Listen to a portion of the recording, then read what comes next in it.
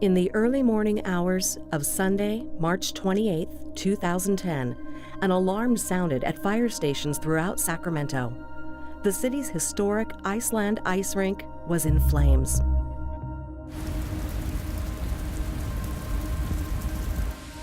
Virtually everything inside the 70-year-old landmark was made of wood.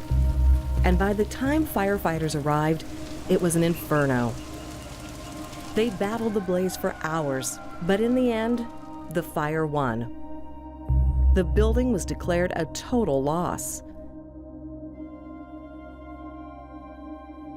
Iceland, it seemed, was no more. Or was it?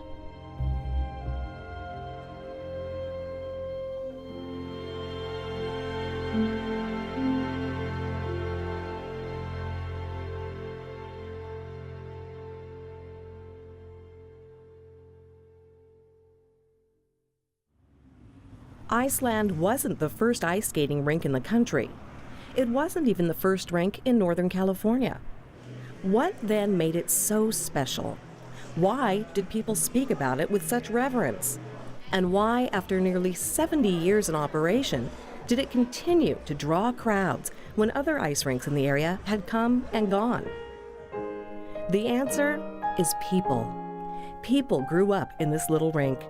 They skated there, competed there, played hockey there, and performed in ice shows there. More than 100 married couples met and began their romances at Iceland. A few even had their weddings in the rink itself. Many historical figures passed through its doors. Ronald Reagan skated there, as did the great boxer Max Baer.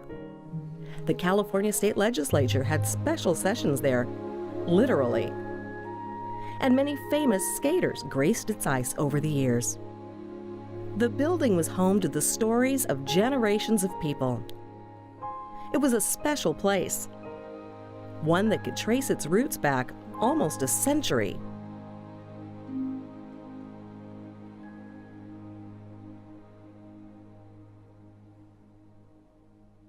My granddad, Wilhelm Jakob Kurth, anglicized, he became William John Kurth, grew up in an orphanage in Philadelphia.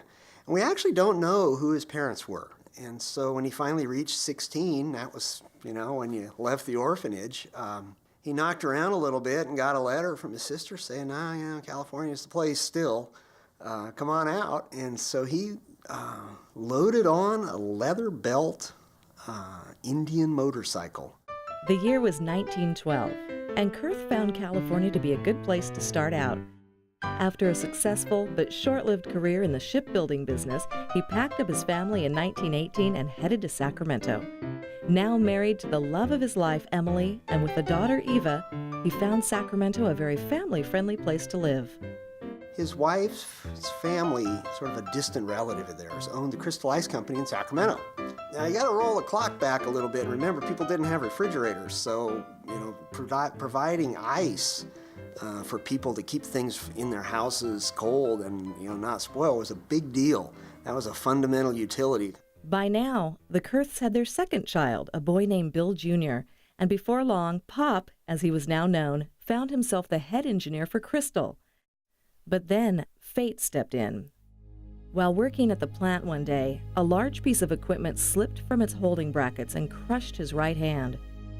Yeah, he went to the hospital. They kind of patched him up, and when he showed up for work again, they said, well, we're awful sorry, but we just can't use a one-armed engineer, and so they fired him.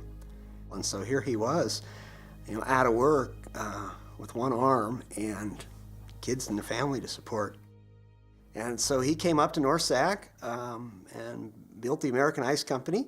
Partly it's because that's what he knew, but there was always an underlying kind of hint there that I'm going to show them what a one-armed engineer can do. North Sacramento proved a wise location for Pop to start up his new business. The community was growing rapidly and became incorporated as a city in 1924. And within a few short years of its opening, the American Ice Company had grown to be one of the largest providers of block ice in the greater Sacramento area, second only to Kurth's former employer, the Crystal Ice Company. But then a new threat to icemen everywhere appeared on the horizon. And they had to do something about this evil invention. And so they hired this big firm from Madison Avenue to come up with some advertising campaign to beat back the threat of the refrigerator. And so that slogan they came up with, paid them a tremendous amount of money for, was "Cold alone is not enough." Of course, completely failed, miserably. Within only a few short years, the electric refrigerator did make it to the masses, almost completely eliminating the need for block ice. To survive, Kurth knew he was going to have to find another way of providing for his family, and soon.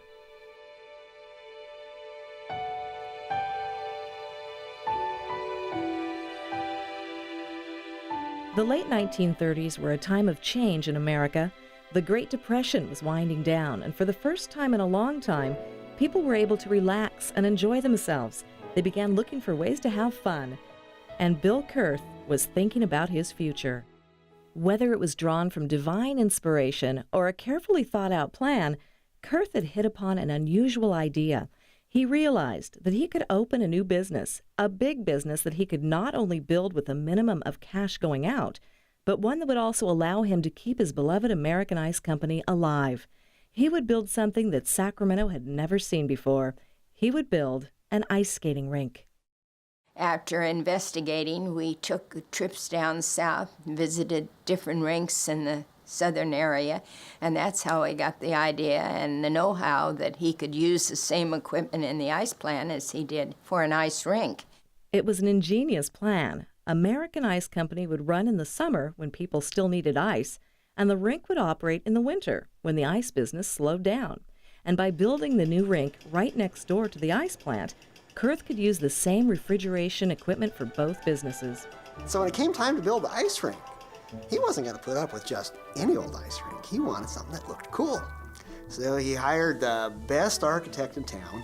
He hired Charles Dean, and he went to him and he said, "Here's my budget for the whole building, $50,000.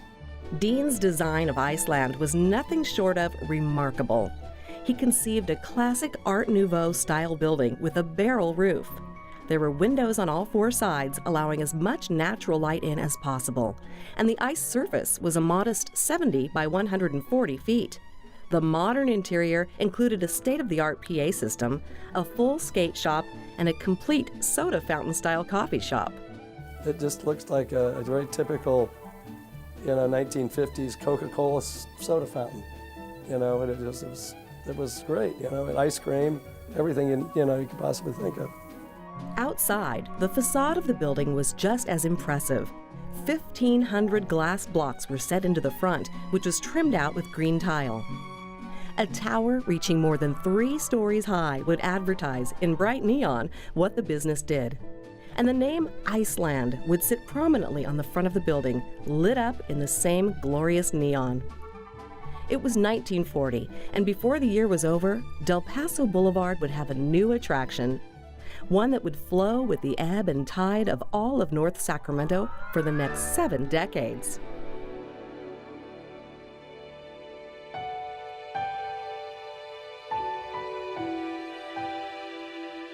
After all of the planning and hard work, opening night had finally arrived.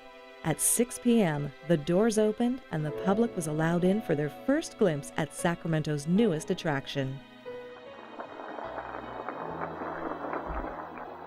Ladies and gentlemen, friends, I am extremely happy tonight, and it shall be my pleasure, my desire to make Iceland the most outstanding skating rink in the West. And it is my desire that you will come back here and spend many happy hours at Iceland.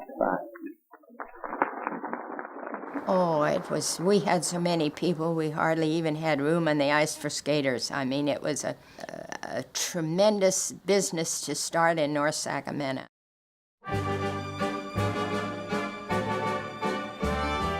Iceland was a smashing success. The crowds continued to show up week after week, and before long, clubs began to form within the rink. The largest of these was the Capital City Figure Skating Club, and one of their first goals was to stage an amateur ice show for the public. Iceland's first ever annual Ice Review debuted in April of 1941 to a one performance only, sold out crowd. It was a humble beginning, but it was a start. For the next 30 years, Iceland staged shows that became more and more spectacular and drew larger and larger crowds. The shows were wonderful. It was all positive, and it was glitz and glamour, and you got to put on extra makeup Yes. and do things you don't normally get to do. Well, you even learn about makeup that you don't know about. Show makeup, pancake makeup, men are wearing makeup. I remember how much I liked the lights. I remember falling down once, and I didn't like that at all. But I remember everybody clapped a lot, even though I fell down, so I thought, well, okay.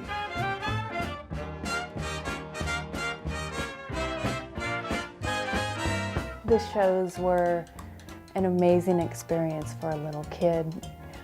So much activity and planning and people. There's a spot for everybody. If you can barely totter around the rink, there's a spot for you in the show, you know. Maybe it's in the front end or the back end of the, you know, the horse, right? But there's some place for you to play and to have a big part in this.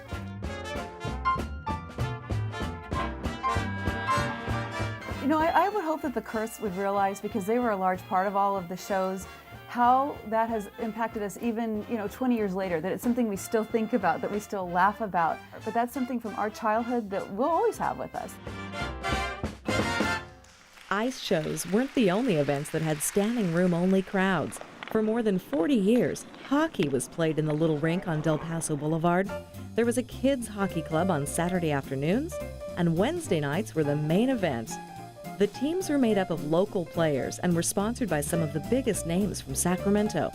There were the Aerojet Rockets, the Waring Thunderbirds, Denisio's Demons, and everybody's favorite team, the Argonauts, after Miles Argonaut's bar next door to the rink. Now open year-round, Iceland had become successful beyond Bill Kurth's wildest dreams. And while the business continued to be strong, Kurth felt himself getting weak. He was tired and in pain all of the time. A trip to the hospital confirmed everyone's fears. Bill Kurth had cancer. Worse, he only had a few months to live. Immediately, his children, Billy and Eva, along with Billy's new bride, Jean, took over running the businesses. And while they didn't mind the extra work, there was one project Billy felt he had to finish before his father was gone. It was an invention they had been working on together for years, and it was given the unlikely name of Snooki.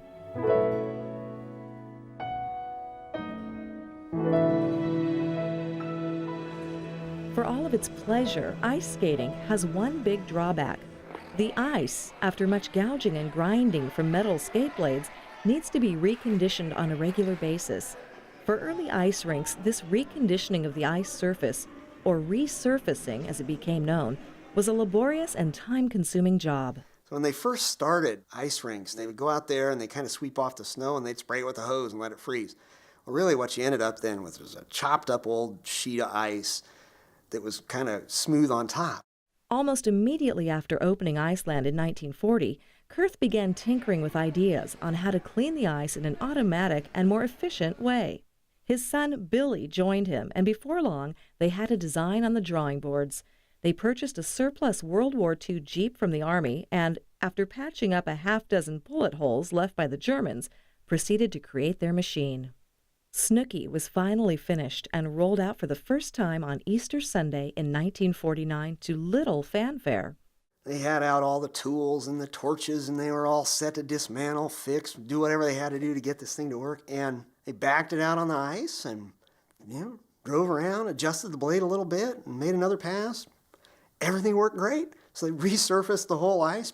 Remember, they were used to it taking about 3 hours to do the ice, and so when they rolled Snooki out there the first time, the whole first test lasted about a half hour. And ever after that, they could do the ice in 12 minutes or so, 10 minutes. And Snooki wasn't really a machine. Snooki was a life form at the skating rink. He had his own personality, and everyone referred to him as Snooki. Snooki was just there and a given. It did a very good job. It was almost better than some of the Zambonis. It was a wonderful, wonderful machine. Snooki maintained the ice surface at Iceland for nearly 40 years before being retired, but his legacy lives on in the modern ice resurfacer, which drew much inspiration from the Kurth's little machine.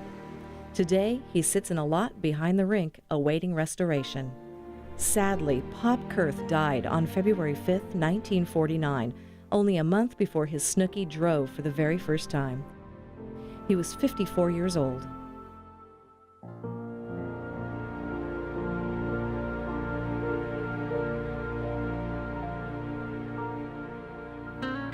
With the changing times of the 1950s, Billy, Jean, and Eva would make Iceland even more successful, turning it into one of the most popular ice skating rinks in Northern California.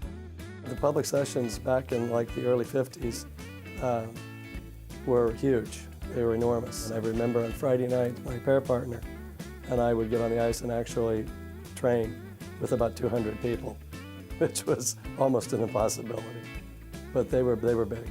Life revolved around ice skating, and my mom worked there and my dad was there, and in the morning before school we were at the rink skating, and we'd come home and eat breakfast and change our clothes and run off to school, and after school got out in the afternoon we'd be back at the rink sometimes till 7 or 8 at night. I think I started teaching when I was 6 or 7 years old. I would go out and Dad would go, "That little girl can't stand up, why don't you go help her?"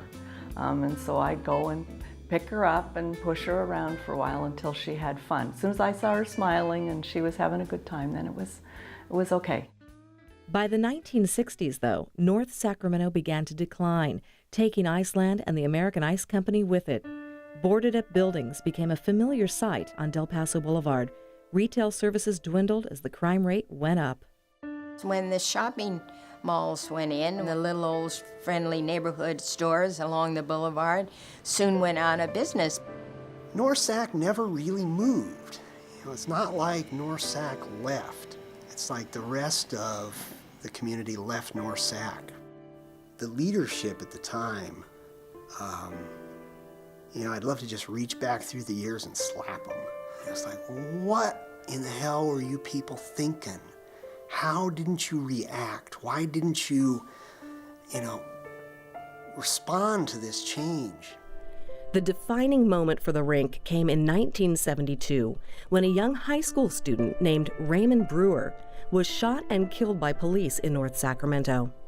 Even though it happened several blocks away, newspapers mistakenly reported the shooting occurred directly behind Iceland Ice Rink. The impact of these articles was immediate and devastating.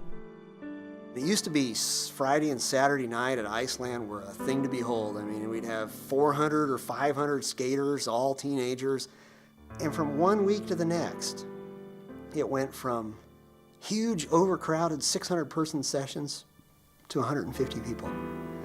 And it never came back. We never saw the crowds ever again like we saw before Ray Brewer got shot. The repercussions from Raymond Brewer's death would be felt for years. Meanwhile, the city of North Sacramento and, as a result of proximity, Iceland Ice Rink continued to decline. In 1975, the little rink hit its first bottom when, after 34 years, it staged its last show. And 3 years later, in 1977, after almost 40 years of ownership, the Kurth family sold the American Ice Company and Iceland Ice Skating Rink.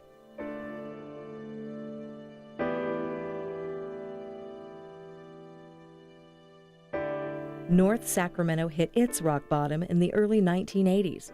Crime was at an all-time high and Del Paso Boulevard an all-time low. The community had deteriorated so much that the businessman who'd purchased the rink and ice plant couldn't make a go of either business. In 1981, after 4 years, he simply returned the building keys to the Kurths and walked away.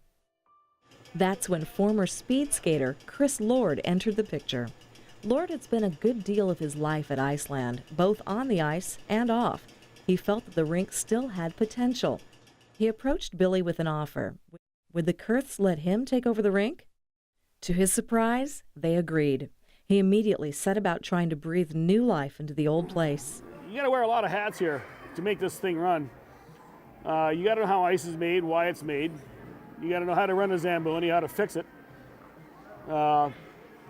If one would have to pay for everything that needed to be fixed on a day-to-day basis around here, it probably wouldn't exist. But it was a single event that year that really helped bring the old gal back.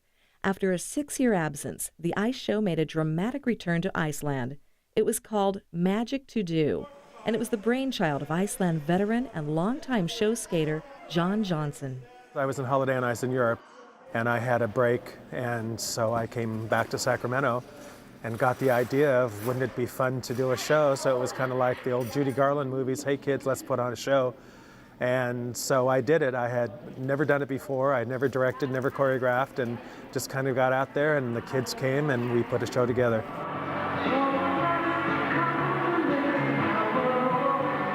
One of the really great things about doing a show at Iceland is the fact that it's very much like a cabaret-style entertainment venue. The audience is very close to these skaters. We have full theatrical lighting. You can actually see the faces and hear the blades of the skaters as they perform. So it really is a fun environment to do a show in. The show was the main part of ice skating. Without the shows, the rink would have died off. The shows is what kept the enthusiasm going with the skaters. Although it had been unintentional, Magic to Do accomplished what everybody had been hoping for years. It brought skaters back together with the common goal of entertaining. It convinced the public to once again travel across the tracks to see that entertainment. And most importantly, it introduced a whole new generation of kids and families to winter's favorite pastime, ice skating. By the time the 1990s appeared, another remarkable event began to unfold. After years of crime and neglect, North Sacramento began to turn itself around. Art galleries and 5-star restaurants occupied buildings that were once boarded up. People began returning to North Sacramento for a night out. And Iceland was once again a thriving business. There's just a home feeling about this rink. You walk in and it's like my Cheers. Everybody knows everybody, and you just walk in, there's just a magic about the place. Feels good.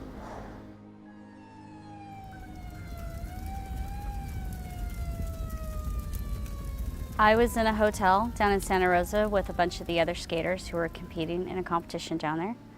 And Chris called me at 4:30 in the morning and to tell me that the rink was on fire. The whole way home from Santa Rosa, I cried. And I was sick to my stomach because I didn't know what I was going to see. I just started bawling. We all started bawling. It was so sad to see it. The old Iceland was gone. But before the end of that first day, people began coming forward, volunteering to help rebuild the rink. The question became, was it even possible? During the fire, I was stuck behind the rink, and it took me a couple of hours to get around to the front. And by then, I mean, the sun was just coming up, and there was already people out front, skaters, tears in their eyes. And I knew right then that there was enough people cared about the old gal to put her back together.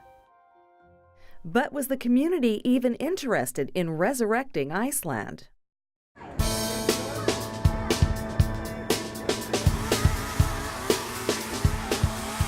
The first cleanup day was just an amazing day. We didn't know how many people would show up. We thought maybe 50. And instead, lo and behold, 200 people showed up, and they worked all day. The first cleanup day was crazy. It was windy, it was pouring rain. We were drenched and covered in ash, but we kept working, and we all kept high spirits, and it was so much fun. In the end, hundreds of volunteers donated thousands of man-hours to achieve what officials thought was impossible. By November 2010, only 8 months after it burned to the ground, Iceland Ice Rink was almost ready to reopen, and just in time for its 70th anniversary party. I knew it was going to be successful, but I sort of had in mind 150, which is how much food I planned for, and 500 showed up, and it was amazing. The highlight of the party was the relighting of the famous neon Iceland sign. Although it was nearly destroyed in the fire, a team of volunteers lovingly restored the iconic sign.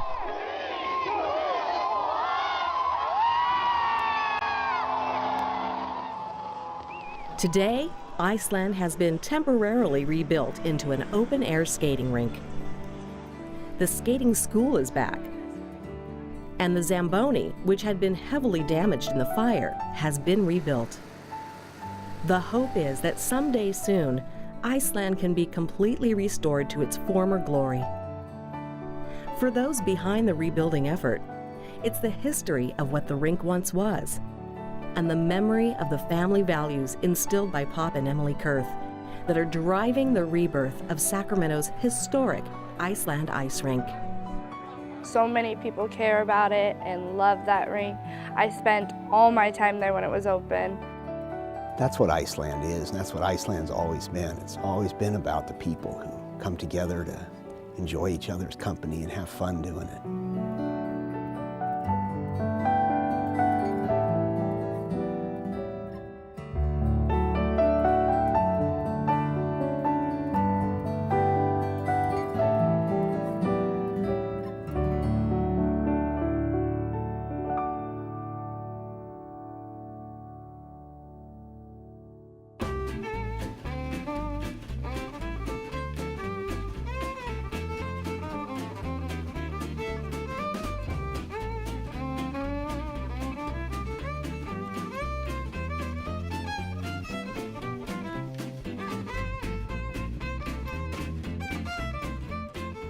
To order a DVD copy of this program, call 888-814-3923 or visit kvie.org/viewfinder.